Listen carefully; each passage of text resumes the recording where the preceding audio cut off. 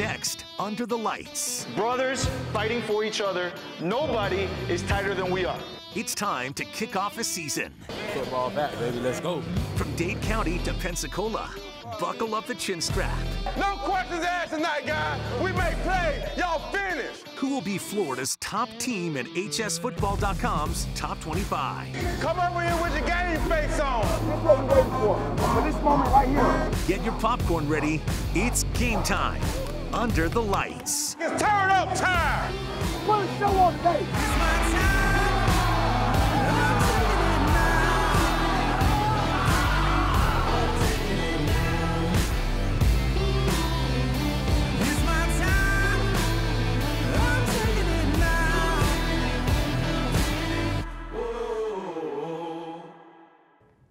Well, hello there. It's great to meet you. I'm Dave Aizer. And I'm Kailey, Mizelle, and we're so excited to bring you the very best in Florida's high school football. Welcome to the premiere of Under the Lights, Florida High School Football Final. It's brought to you by Honda, and there is so much football to get to, so let's just get to it. First game we get to, a blast from the past, a renewed rivalry between Lakeland and Manatee, and this is the first time Manatee is hosting in quite some time.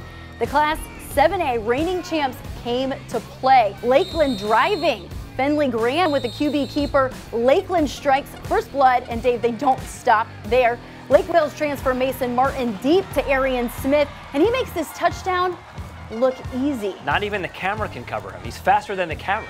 Yeah, and he's not the only one showing off speed. Bowman down the sidelines. The Hurricanes just couldn't keep up with Bowman or Lakeland for that matter. Our Advent Health return of the week is Arian Smith, and he returns the second half kickoff 95 yards for the touchdown. You know what? They think that they can even do better than what they did on Friday. We practice hard all week, and we have high expectations for this team, and we just came out and executed. I feel like we got the best team in Florida. We work hard, and we practice hard. We just, got good chemistry with each other. If we play to our full potential every week, every game, take one game at a time, there's no way we can be stopped. It's too much talent spread across the board everywhere.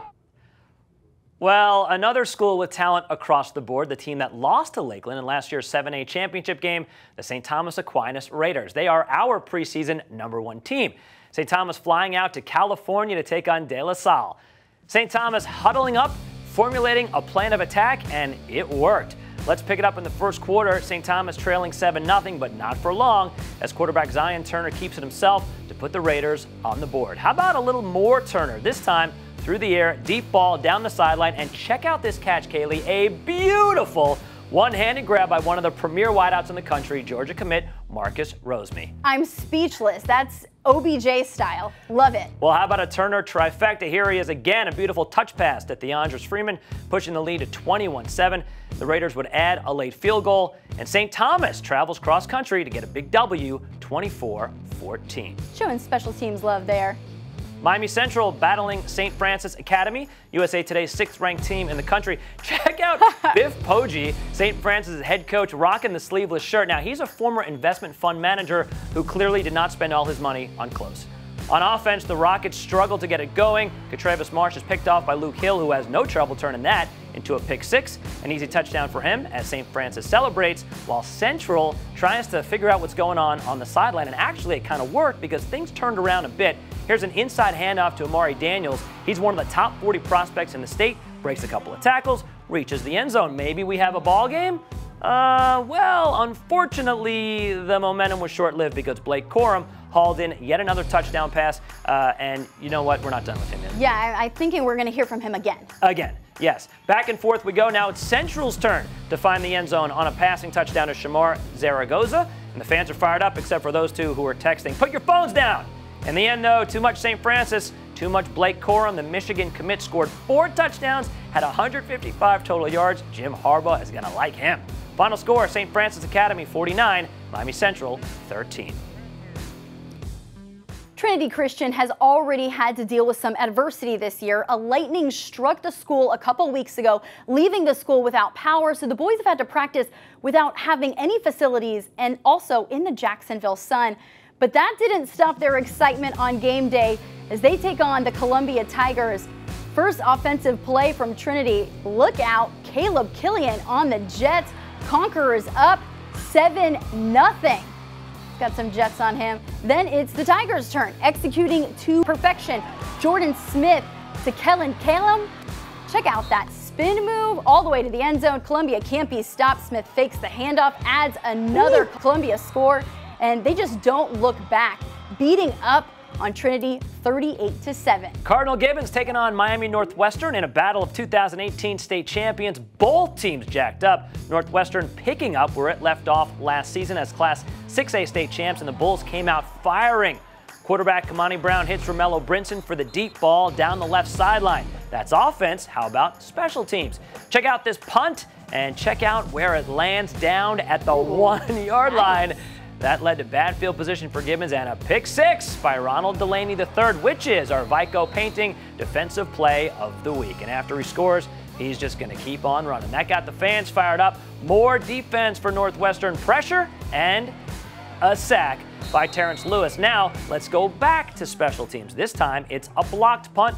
Pickup by Waity Huggins for another score. Northwestern wasn't done though. A handoff to Nathaniel Knoll. He goes over the top for the touchdown, and the Bulls beat the Chiefs 32-0.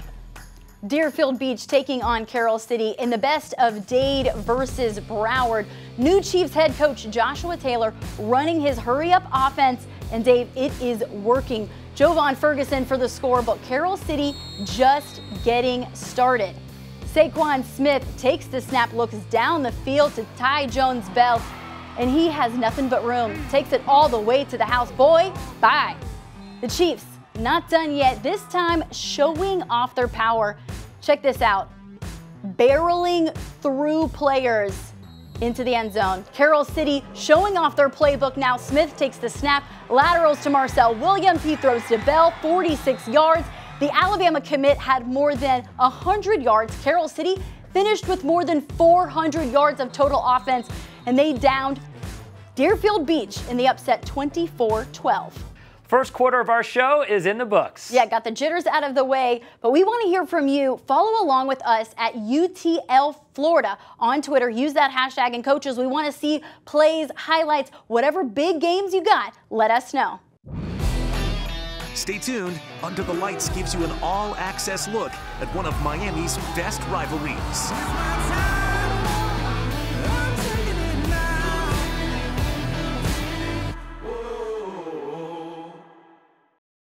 Under the Lights is driven by Honda. Visit your local Honda dealer today. By Advent Health. Our goal is to help you feel whole. And by the Florida Lottery. It's your ticket. Claim it.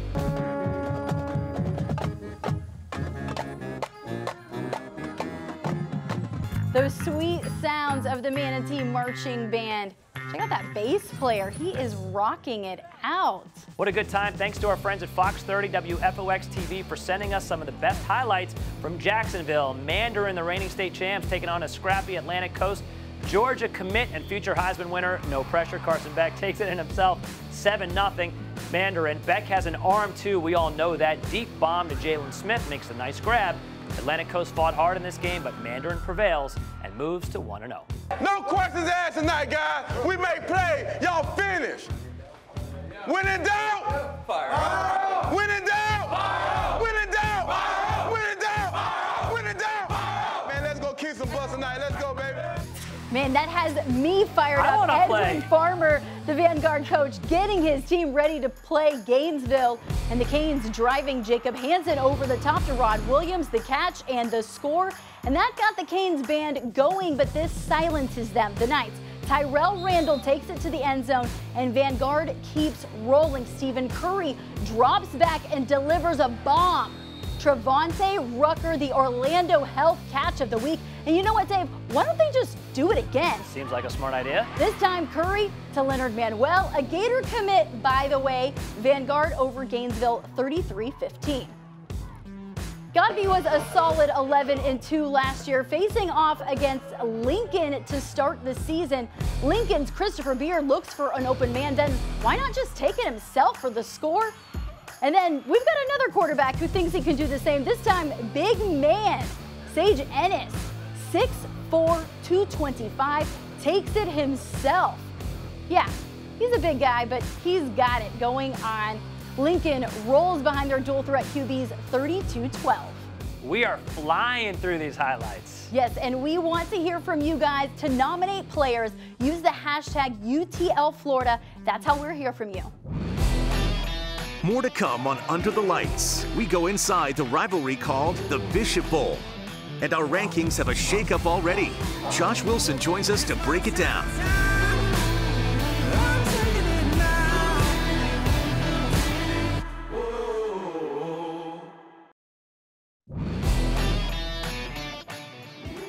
Junior cutting to the outside, breaks another tackle, breaks another, keeps on going, makes a spin move, and runs it all the way to the house. What an amazing play by Henry Ferris Jr. Not only was that an amazing play, but Dave, that was an amazing call. That's Columbus's Benjamin Cure of CNN Live, Columbus Student Production Team.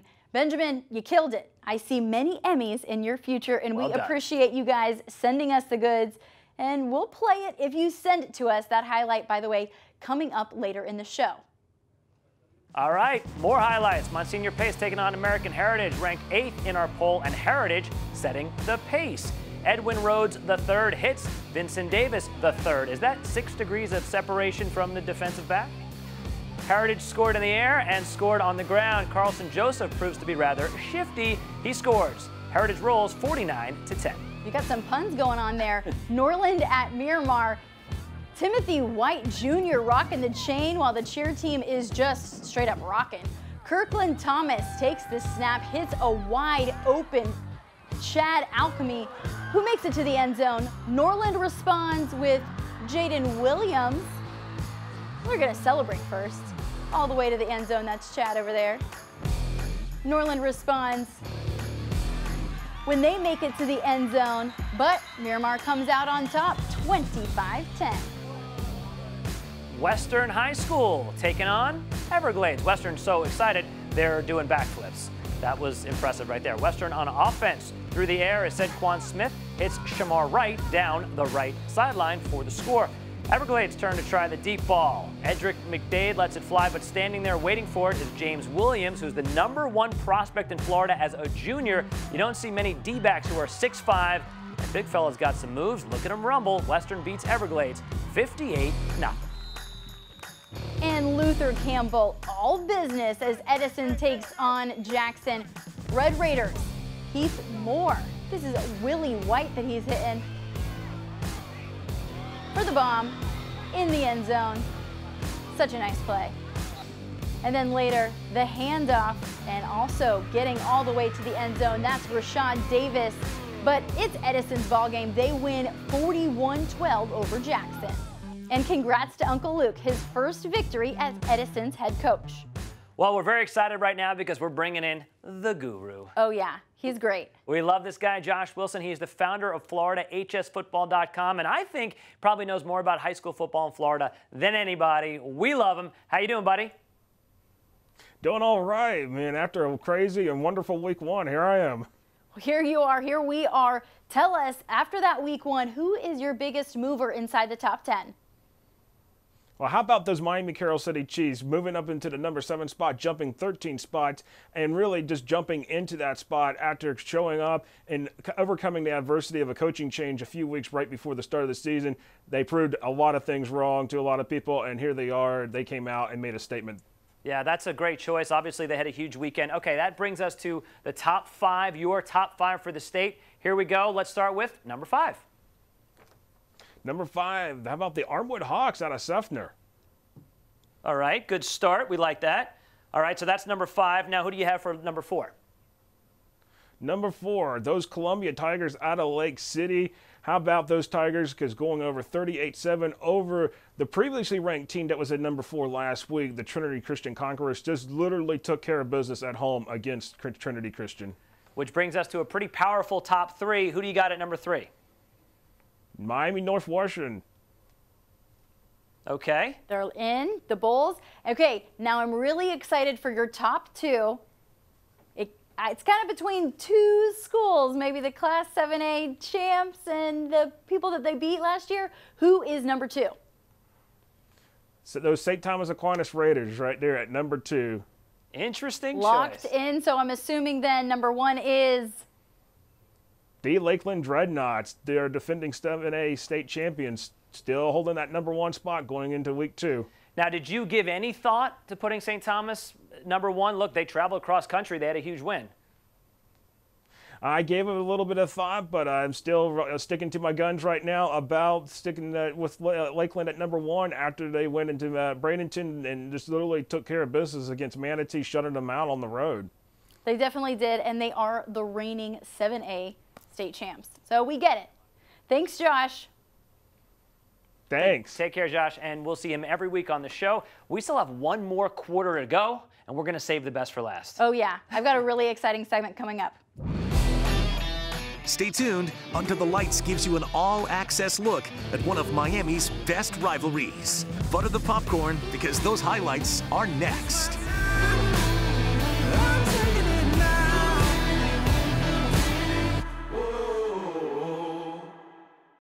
Under the Lights is driven by Honda. Visit your local Honda dealer today. By Vico Painting Contractors, a commercial painting company that delivers top quality work and excellent customer satisfaction. And by Orlando Health, a not-for-profit network of leading community hospitals. Time now for the Florida Lottery Pick 4 Player of the Week. Each week, we will go through the top high school performers around the state, and you get to vote on them. To do that, you can go to @FoxSportsFL on Twitter. Here's this week's nominees. Henry Parrish Jr. from Columbus. He had 17 carries for 324 yards rushing and 3 touchdowns for the number 12 Explorers in their 41-7 season opening win over Belen Jesuit. Jordan Smith from Columbia. He threw for 213 yards and 2 touchdowns and rushed for 1 more score in a 38-7 thumping of number 4 Trinity Christian. Avarius Sparrow from Jones. He rushed for 204 yards on 12 carries, scoring 3 times in a 40-15 win over number 15 Reigns. And Eric Williams from Lake Wales. He went 11 of 14 passing for 297 yards and 5 touchdowns, the longest of which was from 92 yards away in a 57-7 win over Kathleen. So make sure to vote at FoxSportsFL on Twitter. Saving the best for last, a unique look at one of Miami's top rivalries between Miami Columbus and Belen Jesuit. For the past 17 years, Miami Columbus has owned the rivalry with Belen Jesuit. Despite winning every year, thousands of fans pack Tropical Park for some Cuban tailgating. Give me a shame! Give me an O! Give me an L! Give me a U! Give me an M! Give me a B! Give me a U! Give me an S! What do you got? Who's gonna kill Phelan tonight? Bragging rights are up for grabs, even though they've never pulled off the upset against its Bishop brother. If there's going to be an upset, this is the year. I look forward to this group getting this opportunity for a long time, okay? I didn't want this to go away. I wanted to give you another shot. Great opportunity for you. Great opportunity. Brothers fighting for each other. Nobody is tighter than we are. Belen is led by the number 2 running back in the state, and Don Chaney Jr. Columbus's head coach is in his first year at the school. He believes his running back is the best in the city and state. And on the first play from scrimmage, we understand why. His name is Henry Parrish Jr., a nice blend of power and speed. Columbus takes the early lead 7-0.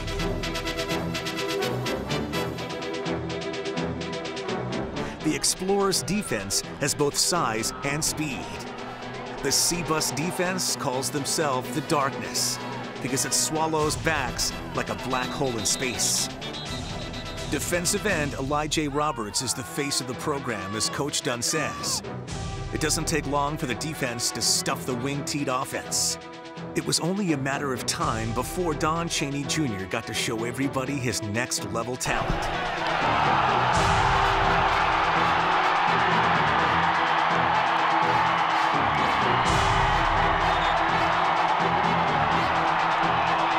crushing blow. A flag for holding created the space needed to bust Cheney to the house.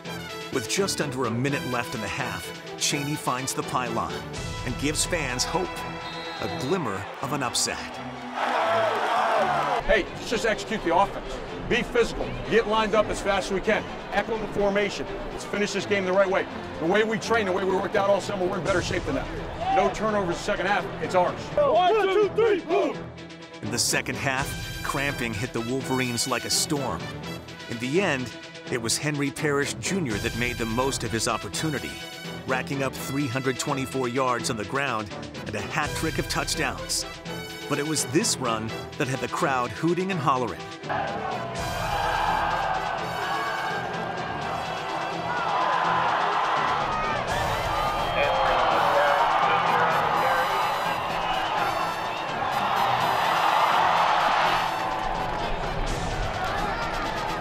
The play of the night, and perhaps the year, Columbus takes the victory once again, 41-7. A statement game for a running back who shined the brightest under the lights.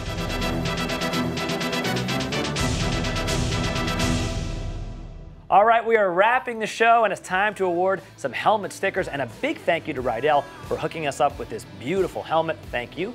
The coaches contact us via Twitter, email, and text to let us know which players they want us to give helmet stickers to. Kailey, let's get it started. And of course, we have to give a helmet sticker to Vanguard cornerback Desmond Daly. He had the one-handed interception. He had 2 picks in the game, many hits, straight up balled out. Of course, he's going to get a helmet sticker. And a quick note, he wears number 14 now. It's his brother's jersey number, who passed away in a car accident 3 weeks ago. Coach Farmer, thank you for sharing that with us, and thank you for nominating him. My helmet sticker goes to Henry Parrish Jr. for the track meet exhibition. 320 yards and quite possibly the play of the year. Well done. Yeah, that was a really cool. Definitely deserved a sticker. And so does this guy. One more, Coach Luther Campbell, for getting his first win with Edison. Coach, nice job. Uncle Luke, well done. All right, that is all. Thank you so much for joining us. It's been an absolute pleasure talking football with you. Yeah, this has been Under the Lights, Florida Football Final presented by Honda. We'll see you next week.